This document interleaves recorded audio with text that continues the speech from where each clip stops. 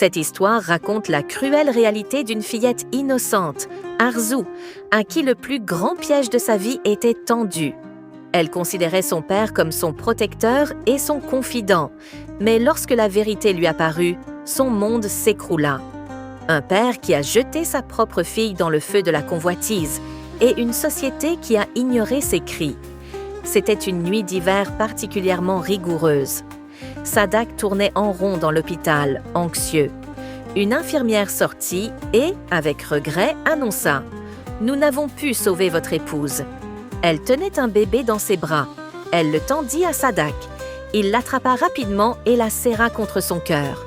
Il hurla en pleurs. « Mon Dieu, comment cette enfant sans mère va-t-elle grandir? Quel tremblement de rocher s'est abattu sur moi? Dois-je élever ma fille ou gagner ma vie ?» Ses proches vinrent, posèrent une main réconfortante sur son épaule, puis la dépouillée fut emmenée à la maison. Elle fut remise à la terre. Sa fille à sa sœur. « Je te la confie, c'est une enfant sans mère, je ne peux faire confiance à personne d'autre. » Mais sa sœur la repoussa aussitôt. « Tu ignores à quel point elle est funeste. Elle a tué sa mère dès sa naissance. Dieu sait ce qu'elle accomplira à l'avenir. Éloigne-toi de cette fille porteuse de malheur. » Sadak rentra chez lui, tenant sa fille dans les bras, en pleurs. Il la nomma Arju. Ensuite, l'enfant alla vivre chez sa grand-mère maternelle, tandis que Sadak resta seul à la maison. Il travaillait dans une pharmacie. Le soir, en rentrant, la solitude le rongeait. Dans son chagrin, il tomba dans la drogue. Allongé sur son lit, ivre, il pensait « Si cette fille n'était pas née, ma femme serait encore en vie. Peut-être que cet enfant est funeste, c'est elle qui a détruit ma vie. » Peu à peu, il devint un homme négligent et ivrogne. Quand Arju eut 13 ans, sa grand-mère décéda. Elle dut retourner chez son père. Pendant toutes ces années, elle ne voyait que haine en lui. Un jour, elle dit « Papa, pourquoi es-tu si fâché contre moi ?» Sadak ne répondit pas. Il était déjà paresseux. Arju lui disait « Papa, si tu ne vas pas au travail, que mangerons-nous » Mais Sadak restait allongé dans la brume de l'alcool. Un jour, Arju devint rouge au visage, ses yeux piquaient. Elle s'approcha de son père. « Papa, j'ai très mal à la tête, je ne me sens pas bien. » Sadak leva les yeux, la regarda et céda à la pitié. « Ne t'inquiète pas, ma fille, je vais t'apporter un médicament. » Il alla dans la pharmacie où il travaillait, acheta une injection, revint et la lui injecta. À peine l'injection faite, Arju s'évanouit. Sadak éclata de rire dans un coin de la pièce, fixant cette injection. Le matin, quand Arju ouvrit les yeux, elle n'avait plus de fièvre. Ainsi, la situation se répéta. D'abord, Sadak lui donnait un médicament qui lui provoquait de la fièvre, puis lui injectait l'injection. « Ne t'inquiète pas, tu vas vite aller mieux. » Un soir, Sadak appela Arju. « Viens, prépare quelque chose de bon à manger, mon ami vient chez nous. » Arju demanda « Quel ami, papa ?» Sadak répondit « Tu le connais, il t'a vue petite, t'a beaucoup gâtée. Il vient aujourd'hui d'Islamabad, prépare bien le repas. » C'était une nuit d'hiver très froide. Soudain, on frappa à la porte. Sadak ouvrit, c'était son ami, Javed. Les deux hommes se serrèrent la main. Javed dit « Hé frère, vas-tu rester là ou m'inviteras-tu dans la maison ?» Sadak le fit entrer, puis appela sa fille. « Viens vite, Arju, apporte le repas, mon ami doit avoir faim. » Pendant ce temps, Javed regardait Arju. Il avait presque oublié de cligner des yeux. Si belle, si grande. Sadak clique de la langue. « Dans quoi es-tu perdu? C'est ma fille Arju. » Javed sourit. « C'est bien elle. Mais comment a-t-elle grandi si vite? Elle n'avait pas cet âge. Comment est-elle devenue adulte avant le temps? » Sadak détourna l'attention en disant « Le repas refroidi, avale vite. » Après le repas, Javed dit « Je resterai ce soir. » Sadak mentit. « J'ai un travail urgent, je ne resterai pas. Ta fille est seule, donc tu peux y aller. » Javed partit en léchant ses lèvres. Sadak l'accompagna en voiture. De retour, il vit qu'Arju devenait toute rouge. Elle se plaignit. « Papa, je t'avais dit que j'avais une forte fièvre. As-tu apporté mon médicament ?» Sadak sourit. « Oui, ma fille, tu sais que je n'arrive jamais en retard. J'ai l'injection, je vais te l'administrer. Demain matin, tu iras bien. » Avec hypocrisie, il souriait. Silencieusement, Arju alla à l'intérieur. Sadak retira le vêtement du bras d'elle, administra l'injection. Arju resta un moment à frotter son bras, puis s'endormit peu à peu. Elle, déjà très affaiblie par la fièvre, sombra dans l'inconscience. Sadak, en proie à l'impatience, errait dehors. Un bruit sourd suivit. Arju tomba sur le lit. Sadak bondit dans la chambre. Il jeta un coup d'œil à Arju, puis murmura « Les paroles de Javed ont prouvé que ce que je fais depuis 2 ans n'est pas vain.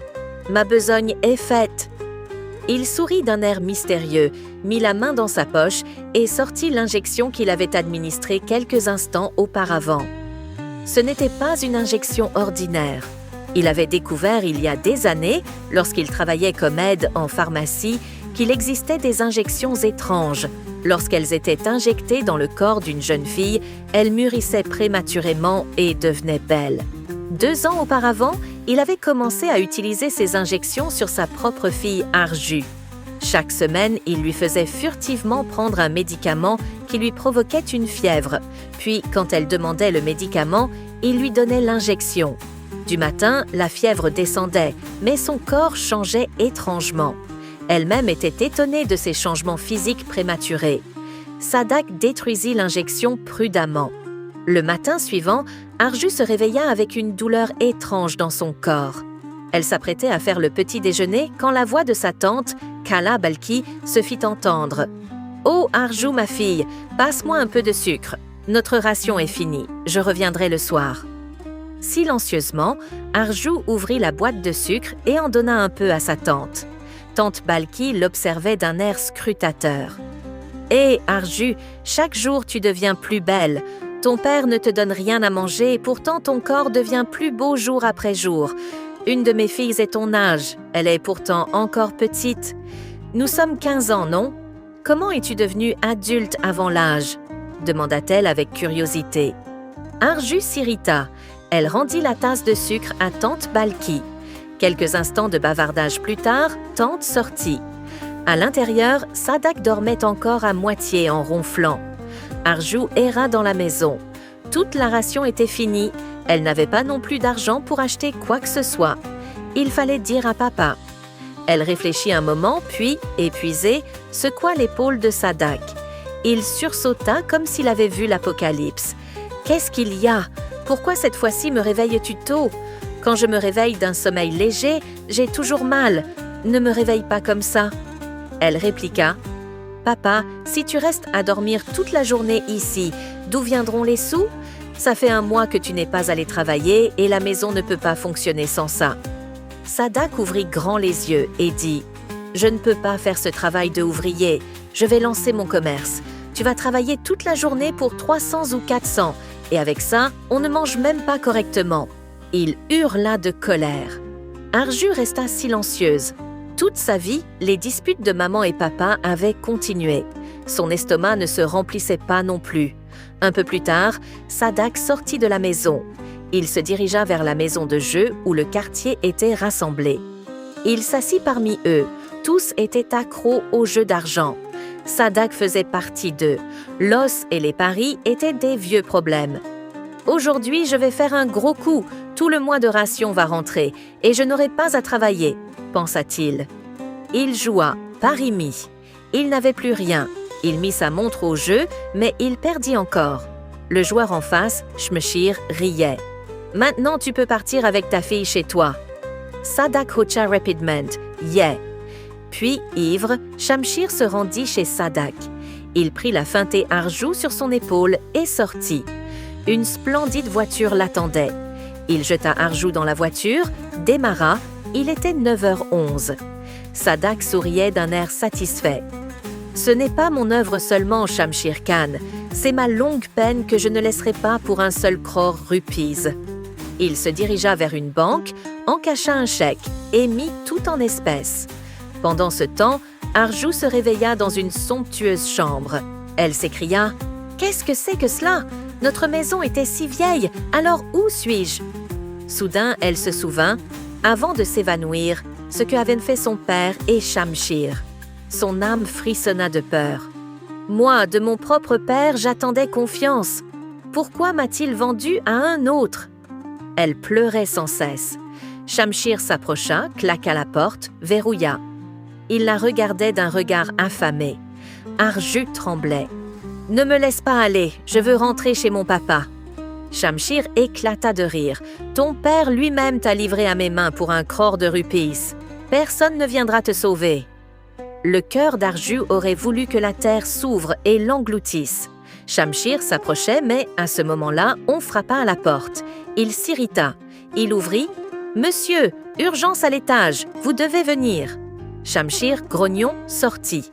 Arju resta seul. La terreur la gagnait. Une voix se fit entendre à la fenêtre. « Oh Arju, ouvre, c'est ton papa !» Stupéfaite, elle ouvrit la fenêtre. C'était Sadak. Il lui fit signe de silence. Son cœur bondit. « Sors vite, je suis venu te sortir d'ici. » Sans un mot, Sadak la saisit par la main, l'aida à sortir de la fenêtre du bâtiment. Ils montèrent dans une petite voiture. « Papa, où m'emmènes-tu » gémit-elle. Sadak l'avait vendu à Shamshir. Et maintenant arrive-t-il ici? Ils conduisaient rapidement, sans un mot. Ils sortaient de la ville, arrivèrent dans un endroit désertique, loin des collines et des buissons. Arju, enveloppé dans sa couverture, tremblait. Sadak ne prononscia. La voiture s'arrêta. « Où suis-je » demanda Arju. Sadak reste silencieux. Il ouvrit la portière, descendit, tira Arju dehors. Elle reconnut l'endroit, des rangées de maisons basses, 2 ou 3 étages, portes ouvertes en permanence. Sur les balcons, de nombreuses filles regardaient vers le bas. Lorsque Sadak descendit de voiture, les filles l'apostrophèrent. Leurs commentaires étaient si honteux que le corps d'Arju se décomposait. Leurs vêtements étaient à moitié retirés, la musique forte, les rires des hommes retentissaient. Arju tremblait de terreur. « Papa, repartons d'ici !» Mais Sadak la toisait et dit « Pourquoi partir maintenant? J'ai dépensé pour toi pendant des années. Il est temps de récupérer. Entre !» Il la poussa vers l'intérieur. Arju pétrifié. « Alors papa m'a vendu à Shamshir et maintenant il m'amène ici. » Un cri s'échappa de ses lèvres. Elle se débattit. Sadak, devenu marchand sans pitié, la poussa dans la chambre où était assise une grosse dame en sari. En voyant Arju, elle se redressa. Sadak la ponça devant elle. « Quelle merveille as-tu amené ?» La dame caressa la joue d'Arju. « Waouh, on dirait un diamant. Tu es à moi maintenant. » Sadak sourit. « Elle a 14 ans, mais son corps est mon œuvre. Elle embellira ton bordel et tu deviendras riche. Donne-moi ma part. » La dame, maîtresse de l'établissement, dit « On serait prêt à payer beaucoup pour une marchandise comme celle-ci. » Arju se leva et tenta de s'enfuir, mais les hommes présents la saisirent et la jetèrent aux pieds de la femme. Elle sanglotait, suppliant son père de l'épargner. Sadak ne pretkia, koitian nahi. À 14 ans, elle en paraît 22. La femme l'observait et demanda « Comment as-tu fait ça ?» Sadak éclata de rire. « Le monde pense que c'est ma fille, mais ce n'est pas exact. Avant sa naissance, sa mère était vierge. Elle avait besoin d'aide. Je lui ai montré que je pouvais arranger sa vie. C'était son erreur. » Il riait satanique. « Le désir m'a forcé à faire ça. Je lui faisais gagner de l'argent. Depuis qu'elle est morte, cette fille est encore plus un fardeau. Je lui faisais subir des médicaments qui lui provoquaient de la fièvre, puis je lui injectais cela. Maintenant, elle gagnera pour moi et je prendrai ma part tous les mois. » Sadak rit. « Ma vie est sauvée. » La dame pirate. « Ah, frère, quelle avidité !» En entendant tout cela, le cœur d'Arju devint pierre. « Papa, pourquoi as-tu fait tout cela ?» Elle pleura en sanglots. Sadak Nessan Sochitpas. Il mit l'argent dans sa poche et sortit.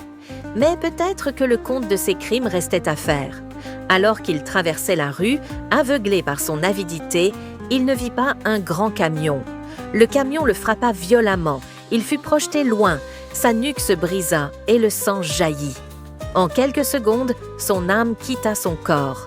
De l'autre côté, Arju essayait de s'échapper du bordel. On l'avait supposée inconsciente et laissée dans la pièce arrière, mais elle simulait. Dès que les gens étaient départis, elle sortit un poignard caché et força la serrure. Heureusement, la porte céda. Elle s'échappa et arriva chez sa tante. En voyant son état et sa confession, cette dernière la prit dans ses bras. Quelques jours plus tard, sa tante maria Arjun à son fils. Maintenant, elle était en sécurité. La leçon: en l'absence de la mère, l'enfant peut être contraint de subir les coups de la vie.